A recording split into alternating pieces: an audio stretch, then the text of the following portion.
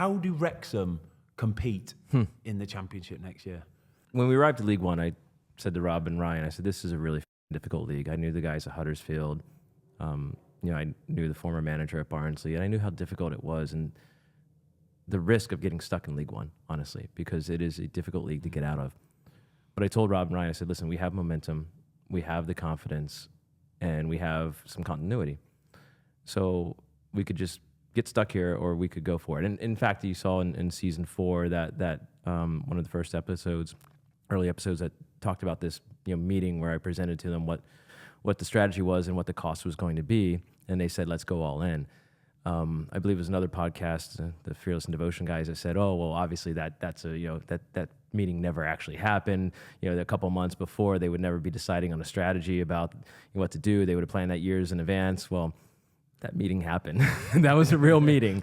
And I remember what Rob said after a lot of silence, actually, when I shared some of the numbers and graphs, and Rob and Ryan was on the phone on a video call, and he was in a hotel room at the time, and there's a lot of silence and kind of uneasiness, and I'm like, oh, I'm a few months into my job here. I'm like, oh, I better get my CV refreshed very quickly again, and maybe overstepped that one.